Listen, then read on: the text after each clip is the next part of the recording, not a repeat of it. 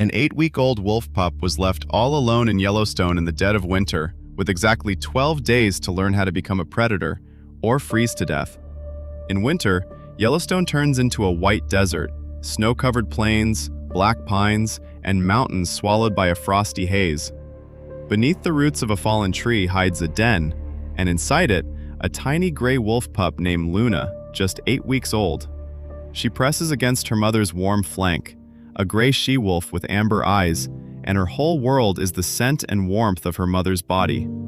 Her mother licks her thick gray coat while the wind howls outside, but inside the den, it's quiet and safe. Every morning, her mother leaves into the white blizzard to hunt, and she always comes back. Luna waits at the den's entrance, staring into the snowy distance. But this morning, her mother walks into the storm across the frozen river, and her gray silhouette vanishes into the swirling snow. A day passes, then a night, then another day, but her mother doesn't return, and the snow slowly buries her tracks at the den's entrance. Hungry and confused, Luna steps out of the den on her own for the first time, sinking chest deep into the bitter, cold snow. The world outside is vast and white. The wind cuts into her face, and the little she-wolf has no idea which way to go. She tries to follow her mother's trail, but the blizzard erased it long ago, and Luna is left alone in the middle of a frozen white plain. Ravens circle above her, black specks against a white sky. They follow her, waiting to see how this all ends. By nightfall, Luna digs a small hollow in the snow beneath a pine, curls into a shivering little ball, and tucks her nose under her tail. On the second day, hunger pushes her onward, and she stumbles upon a frozen deer carcass, locked in the ice at the river's edge.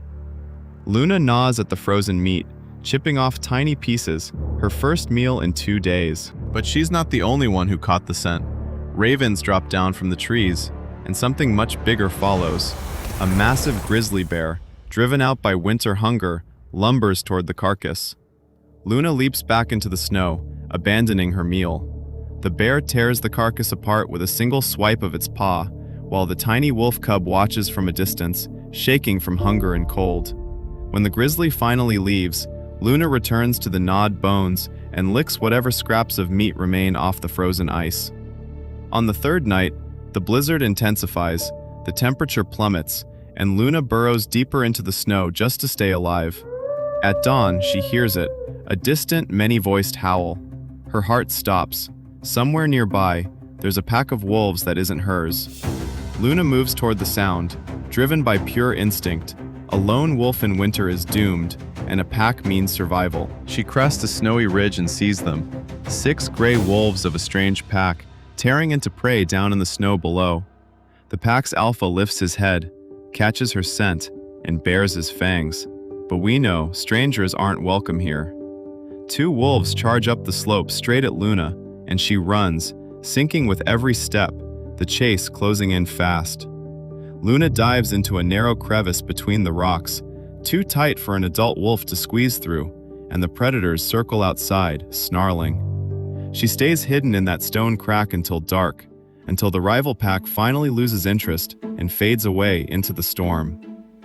On the 5th day, weak and starving, Luna reaches the frozen river, where dark water runs beneath a thin sheet of ice.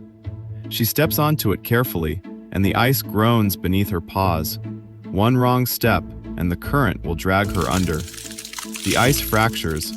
Luna's front paws break through into the freezing water, but she digs her claws in and claws her way back onto solid ground. Soaked and trembling, she rolls in the dry snow to warm herself, then pushes forward through the blizzard again. That night, Luna finds an abandoned den beneath a cliff, crawls inside, and for the first time in 5 days, she's sheltered from the wind. On the 7th day, the blizzard finally dies down, a pale winter sun rises, and the white forest gleams in silence. Luna goes hunting on her own. She spots a snowshoe hare in the snow and creeps toward it, low and slow.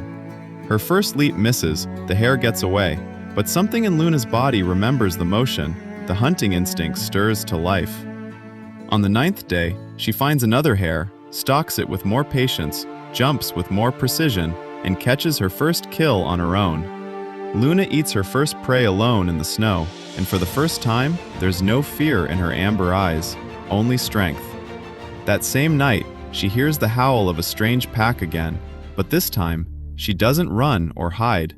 She listens and remembers. On the 12th day, Luna meets a young lone wolf, cast out from his own pack, and they circle each other cautiously, sniffing.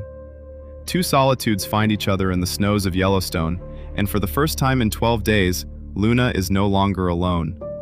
They move through the white forest together, a small she-wolf and her new companion, the beginning of a new pack.